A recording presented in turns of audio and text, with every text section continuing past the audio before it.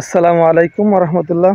আশা করি সবাই খুবই ভালো আছেন আর দোয়া করি সবসময় ভালো থাকেন। তো এই বছর আমার প্ল্যানিং হলো আমার প্রায় 85% জমি আছে। এগুলোর ভিতরে আমি বেশিরভাগই ভুট্টা করার প্ল্যানিং করতেছি এবং গরুর জন্য ঘাস করব। এবং আমার পেছনে যেটা দেখতেছেন এইটাও এবার নিয়েছি, আমি লিজ নিয়েছি। এটার ভিতরেও কিছু একটা ফসল বুনবো। আর পেছনে ওই যে আমার বাড়িটা দেখা যায়, কলা গাছগুলা এই মাথা থেকে এই মাথা পর্যন্ত। তো এইটার সাথে আমার যে জমিগুলা বাড়ির সাথে আছে এগুলো আমি নিয়ে নিছি।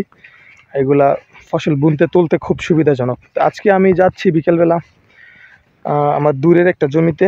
ওইখানে আমি দইনশা বুনছিলাম, একটু দইনশা কাটবো এবং এগুলো খেত গুছিয়ে পরিষ্কার করে ফসল বুনার জন্য উপযোগী করে তুলবো। তো পাশে থাকুন এবং দেখতে থাকুন আমার প্ল্যানিং এবং কাজ সম্পর্কে ইনশাল্লাহ শেয়ার করব। এইটা হলো বর্ষা চলে যাওয়ার শেষ সময়, পানি একদম নদীতে চলে গেছে। কেউ ধুনসা বুনছে, কেউ ধান করছে। এবার বেশিরভাগই ধুনসা দেখা যায়। লাকড়ির জন্য মূলত সবাই এবার ধুনসার দিকে নজর দিছে। কেউ কেউ আবার অগ্রিম যেটা বলে পূর্বেই, মানে আগেই, মৌসুমের একটু আগে বা মৌসুম হওয়ার সাথে সাথে কিছু একটা ফসল করে ফেলতেছে। আগুনতি যেটা বলে, আগে আগে যারা উঠায় ফুলকপি, বাঁধাকপি এবং শীতকালীন যেই সবজিগুলো আছে, ফসলগুলো আছে, এগুলো একটু আগে আগে যারা করতে পারে তারা আসলে মোটামুটি ভালো দামে বিক্রি করতে পারে।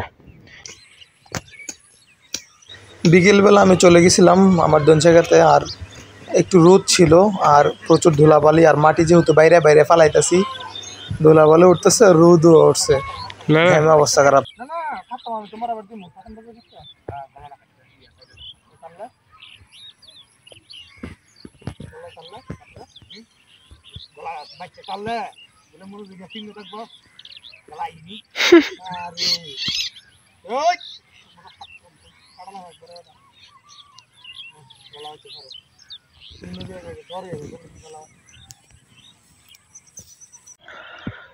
দইনশা কাটি নাই, তুলে ফেলছিলাম। আর সেই জন্য গোড়াগুলোতে অনেক মাটি, এগুলাকে পরিষ্কার করতেছি বাইরে। তা আসলে পরিশ্রম করতে ভাল লাগে হালালভাবে। অল্পতে তুষ্ট থাকার মজা সে বুঝবে না যার অতিরিক্ত টাকা ইনকাম করার নেশা আছে।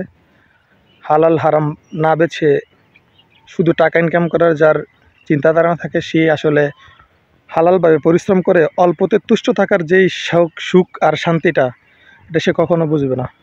কৃষিকাজ করতেছি, পরিশ্রম করতেছি এই জন্যই যে এটাতে একটা সুখ খুঁজে পাই আমি। আর মানুষ যত কোটি কোটি টাকা ইনকাম করুক, দিন শেষে সে একটুখানি সুখের আশাই সেটা করে। এটা নিজের সুখ হোক কিংবা নিজের ছেলে মেয়েদের সুখ হোক কিংবা তার পরিবারের ভবিষ্যৎ হোক, একটুকু সুখের জন্যই করে।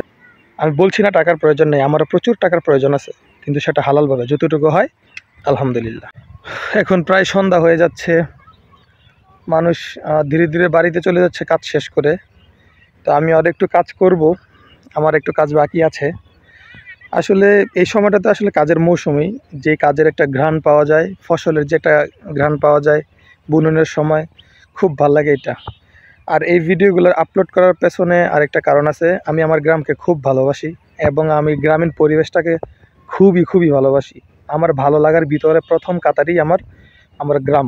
তো এখন চলতেছে শুক নয় যে জমিগুলো চারিদিকে শুকাই গেছে, এগুলারে ট্রাক্টর আসলে এগুলারে চাষ করে, হাল চাষ করে ক্ষেত একদম মাটি গুঁড়া করে এগুলারে কেউ ভুট্টা বুনবে, কেউ আলু লাগাবে, গুল আলু, বড় আলু, দেশি আলু, কেউ ফুলকপি, বাঁধাকপি, এগুলাই এখন লাগাবে আর কি।